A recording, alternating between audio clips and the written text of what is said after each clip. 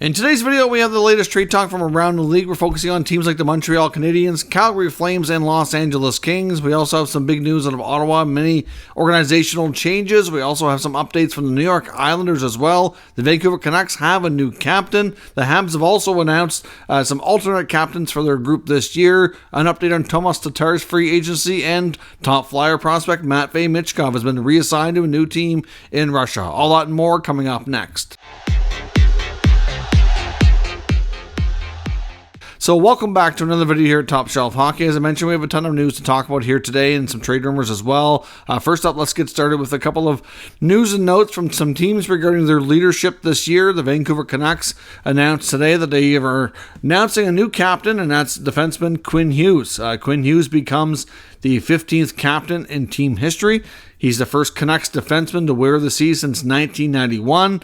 A lot of people around the league with sources like Elliotte Friedman, for example, had made mention that he was likely the most likely candidate who was going to be named captain. I don't know if anybody's seen it being announced quite so quickly. I thought they might wait for training camp to start, but certainly they felt like they wanted to get ahead of this. Of course, a lot of people with connections to the team too kind of said that after the Bo Horvat trade last year, of course Horvat was their previous captain to the Islanders, that Hughes kind of took on even more of a role and kind of became the unofficial leader, so to speak, of that team. So certainly, I know Elias Pettersson, I think, was in contention. I would imagine he'll likely wear an A for the Canucks this year. They did not confirm who would be the alternates here just yet. This was Quinn's day, and they wanted to kind of focus on the captaincy. A lot of the a lot of his teammates that have been there a while, like Pettersson and JT Miller and a few others that have been there for a while, were a part of the press conference in Vancouver today as well. So certainly, I think they made a good selection. I think based on what we know about Quinn and, well, really all of the Hughes family, certainly exemplifies great leadership. Certainly leads by example on and off the ice as well. Hard worker, and like I said, based on what we've heard from inside the team, it sounds like he's a good choice. He's committed to the team for on a longer term contract as well, which I know is quite often important. Pettersson, his future is a little bit uncertain, and I think maybe that might have been also part of the choice here to lean more towards Hughes. I think if Pettersson was signed to a 7-8 year contract, he might have been given more consideration, but at the end of the day, you can't go wrong here. And Quinn Hughes, I think, is an excellent choice. Montreal today at their annual golf tournament that they have ahead of training camp also made some announcements to their leadership group. They confirmed who would be wearing the A to be the alternate captains with Nick Suzuki this year.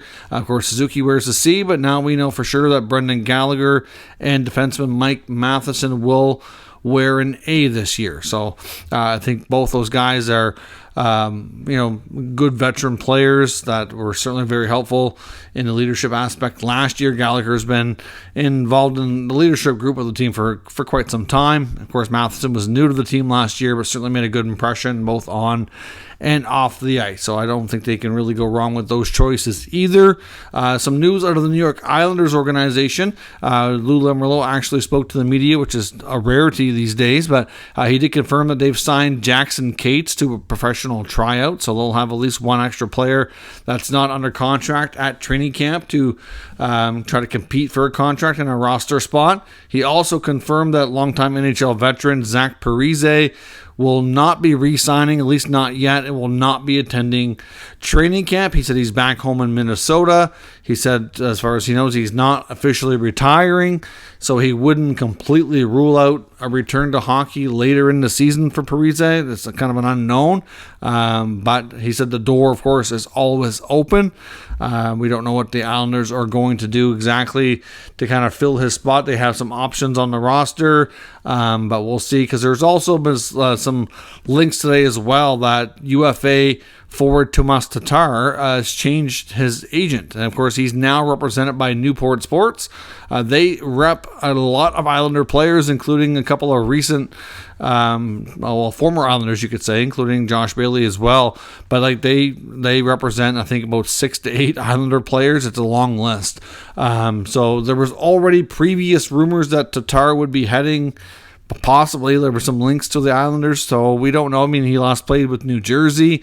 Elliotte Friedman made mention that as far as he knows, Tatar wants to stay in the East and would likely be heading that way, but he did not necessarily mention a team when he was talking about him on his most recent podcast. So I don't know exactly what this means. I've seen a number of rumors regarding Tatar in interested teams. We've seen Detroit, we've seen the Islanders. I've seen a few others as well. I mean, some other teams are kind of difficult to manage, how they can get him in. Obviously, it sounds like he's probably been waiting on teams to free up cap space, is my thinking at this point. And maybe he's willing to sign for a little less. We'll have to see where things go. But certainly some changes for Tatar. So I would suspect he'll have something hopefully sorted out soon, since how close we are to training camp. And with the Islanders, we also learned too that defenseman Alexander Romanov may not be available for the start of training camp, which could trickle into the start of the season depending on how things go. But he did have off-season shoulder surgery and is still recovering. It may not be good to go when things kick off at training camp later this month. Some news out of Ottawa. We also got some announcements in Ottawa regarding some organizational changes. Unfortunately, the sale is not closed just yet. Last week, the last time we talked about this was reporting on the fact that NHL league sources were saying that the sale should close early this week, is what they said. I know there's a new article again today from Bruce Garriock, who's been on top of the story since the beginning, saying that they were optimistic for Tuesday, but now it looks like it might not be Tuesday. It might be pushed back a little bit further into the week. They're still going through a few complicated details, I guess. Obviously, it's close to $1 billion transaction. Clearly, it's not something that's super easy to get completed, but they're at the finish line. It should be done here in the next few days. Like I said, we're hoping for Tuesday, but now it's looking more like possibly Wednesday, Thursday.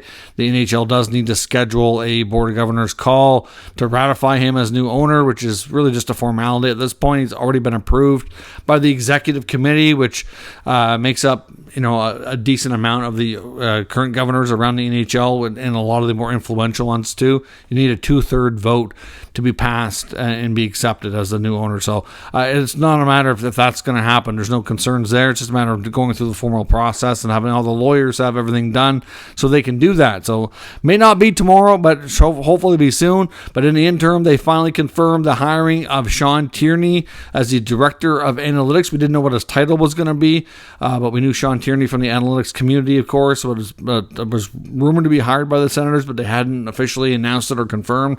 Now we know. So his title is Director of Analytics. So hopefully that means for them that they're going to have like an actual analytics department, and he'll have people under him. Well, at least that's the expectation amongst the people talking about things in the media. So we'll see, because right now, like before this, they really didn't have anybody. He'd be their first full-time analytics person, which is quite something considering how many teams around the league and pro sports in general rely on that. They've also hired and promoted Ben Sexton. Of course, he did play in the organization and then became a coach with Belleville, their AHL level.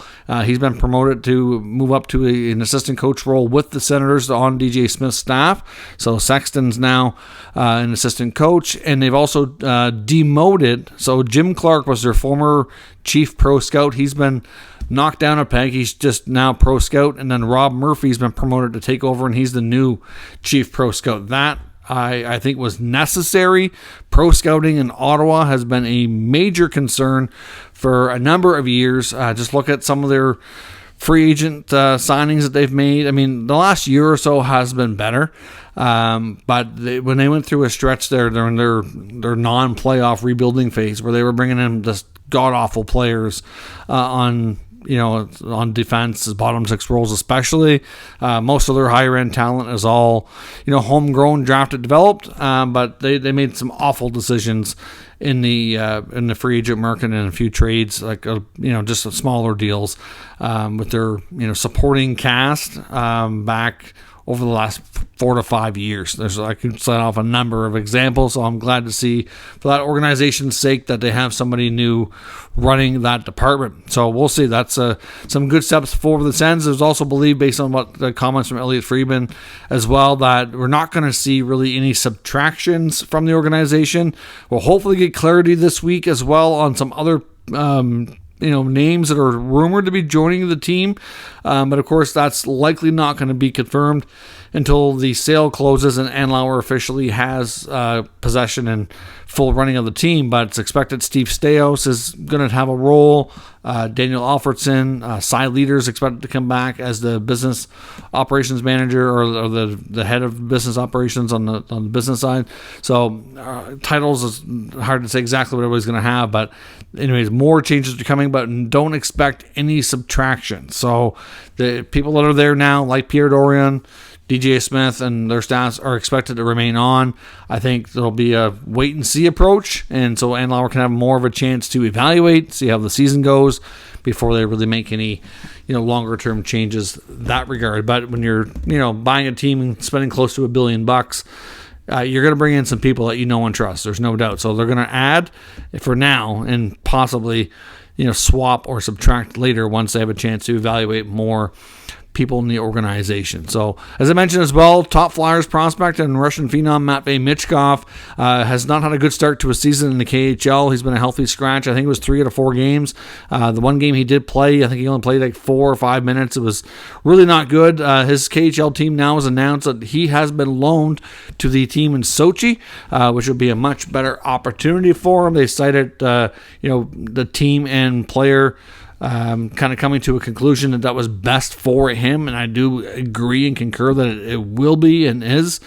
He needs a chance to be able to play and play a big role and play big minutes, and he'll certainly get a lot more of an opportunity to do that on the Sochi team than where he was. So certainly, that's certainly good to hear. At least we won't be seeing those storylines, at least not expected to, that we were seeing so far with Michkov just kind of not getting a chance. At the end of the day, he needs to play and develop, and this will be a much better opportunity for him. Now, on the trade rumor side of the video, I want to look at a few things. One, there's an Athletic article regarding the Los Angeles Kings and their goaltending situation, wondering if they're still going to be looking for reinforcements or improvements on their goalie situation once the season gets underway, or even in the training camp. Of course, right now they signed Cam Talbot, who had not a great year last year in Ottawa. They have Phoenix Copley, who had a good run when he first got to LA last year, then kind of cooled off a little bit.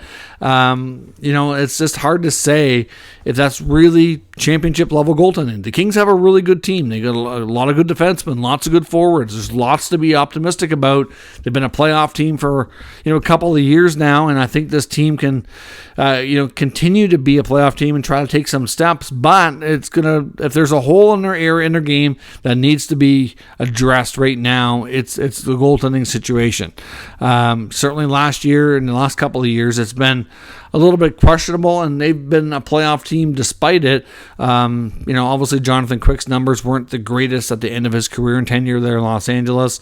Some other goalies, of course, for example, when Copley came along last year, certainly outplayed him. Of course, Cal Peterson didn't work out. They had Court Salvo for a while. He had a real strong regular season for them after he joined the team. Didn't have the greatest playoff run, but then again, the whole team didn't really in front of him either. At the end of the day, there's question marks there for sure. This article wonders if they could look for reinforcements and who they might look to. I mean, there's a number of goalies around the league that are expected to either be on the waiver wire or possibly be available for trade or even available now.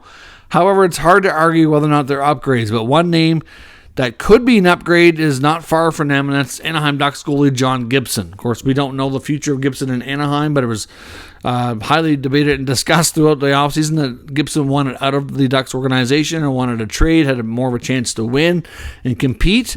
Now, there's some that think that Gibson changed his mind. Personally, we haven't really seen anything to confirm that that's the case. I think more than anything, the Ducks and Pat Verbeek are going to have an idea what they want for return, and I just don't think they found it. I think they had opportunities, and it just never led to what they would want to do to pull the trigger. Now, he does have some trade protection in his contract too, so clearly he has a bit of a say in where he ends up, depending on where that is, of course, but I just think a trade never materialized. I'm not sure we really have any reason to say that Gibson wants to stay.